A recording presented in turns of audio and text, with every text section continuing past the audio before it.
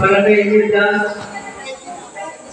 former Mayor Manalo, sa mga kapulisan, Ma'am Glenn, at sa Fraser family, Imelda, Pursa, sa buong San Juan, Batangas. Magandang umaga po sa inyong lahat. Una po, ako ay taos-puso nagpapasalamat sa po sa aming mga kasama sa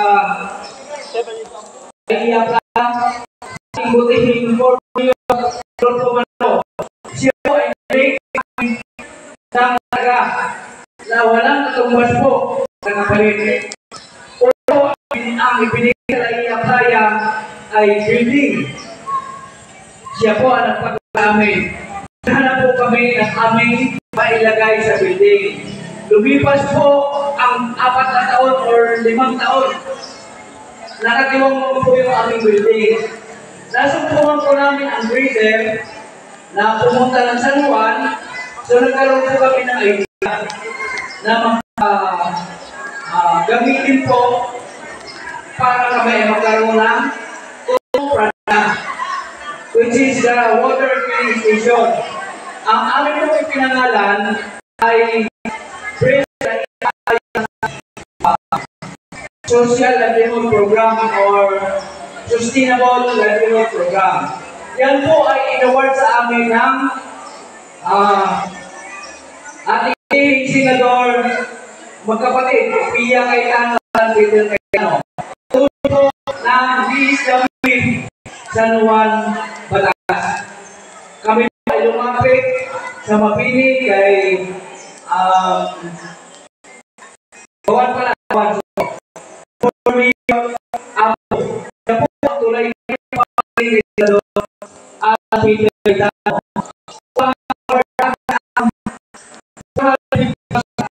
Puhunan po ang doon po ay nag-uumpisa na ang aming negosyo. Opening. So, meron na po kaming pinagkakitaan din paano. At humingi pa rin po kami kay former Mayor po Manalo ng service dahil kailangan ng service. Ayun po, ibibigay din po sa amin. Tulungan po sa kapitan na para i-apply. So, maraming po sa mga po ng Fraser at Fraser International. Maraming salamat po na gabayan tayo ng Panginoon Diyos. Okay, salamat ng Fraser. At ngayon po ay kapagandin po na mensahe mula po sa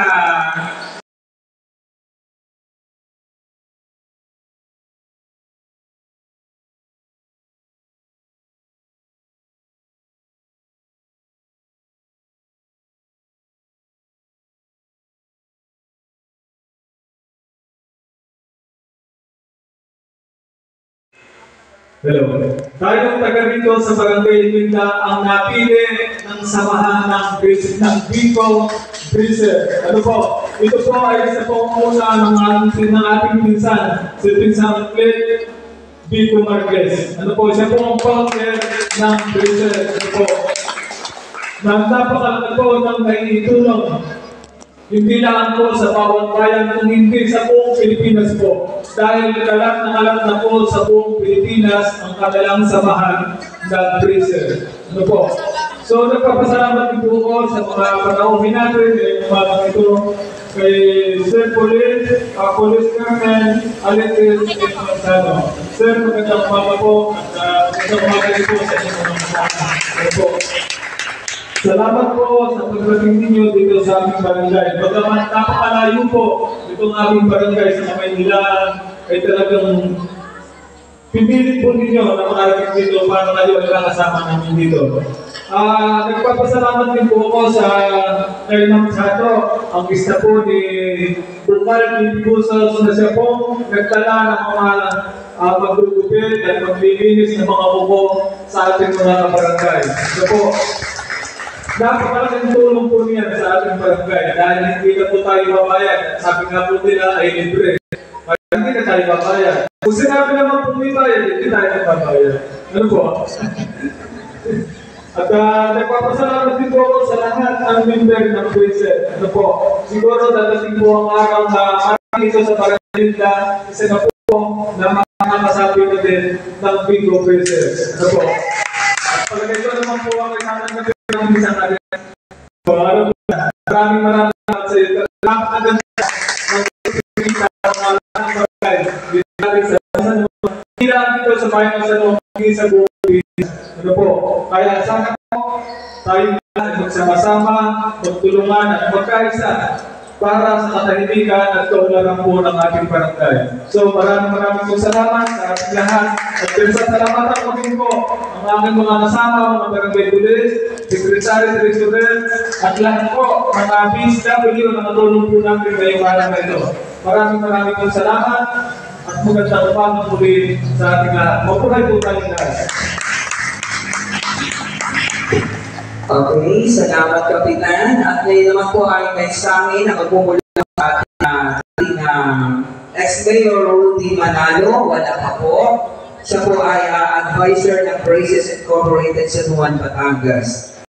Okay, at isa pa rin po mensahe mula po